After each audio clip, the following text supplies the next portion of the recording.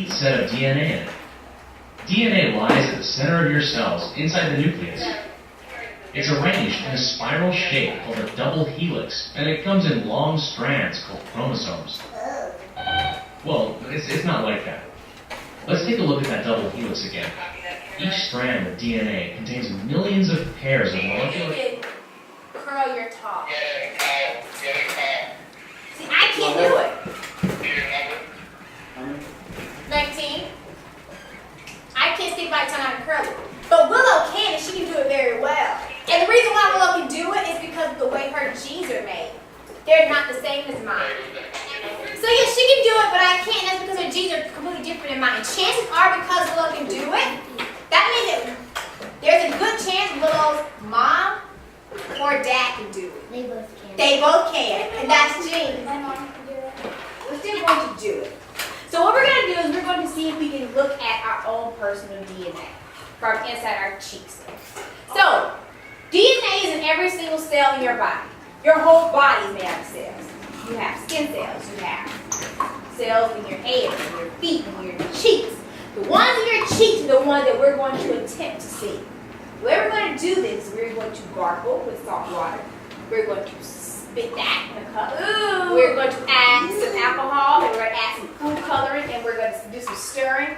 And hopefully, at the end of it, you'll be able to see these little things that look like lint or dots. And some people, yesterday I did it. It didn't happen today, but yesterday when I did it, I was able to even see a string and pick up a stream from the cup, and it was dangling from a spoon. That was my DNA.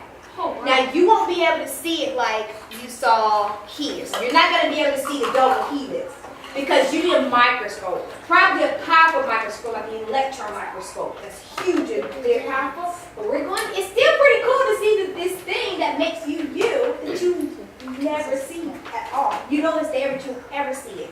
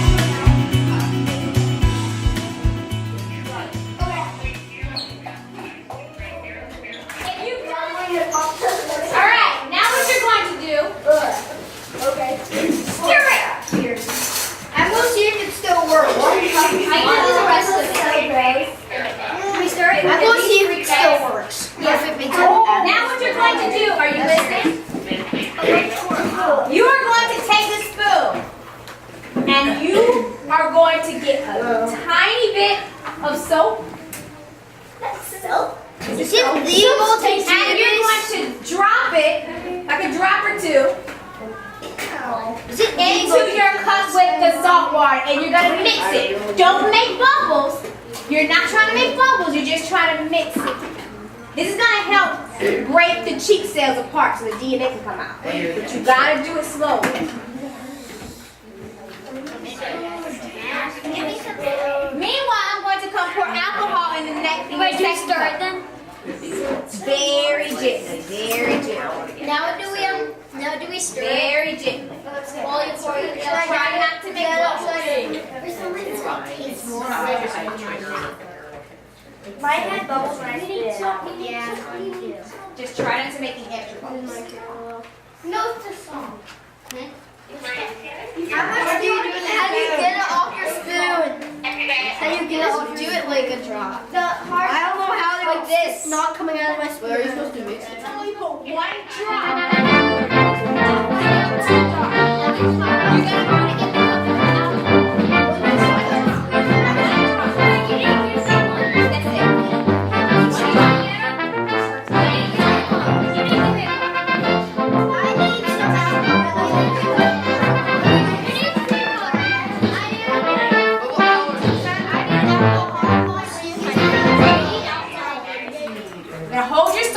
one hand. You're going to take the cup with the alcohol and you're going to very, very slowly pour it on top of your salt water mix. What do we do with You're this not food? going to you can throw it away because you don't need spoon. You're not Just going leave to it there. stir it.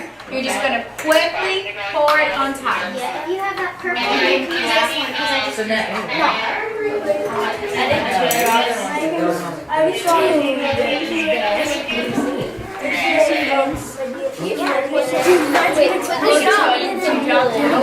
Wait, what if you see some of your Hang DNA? it over here.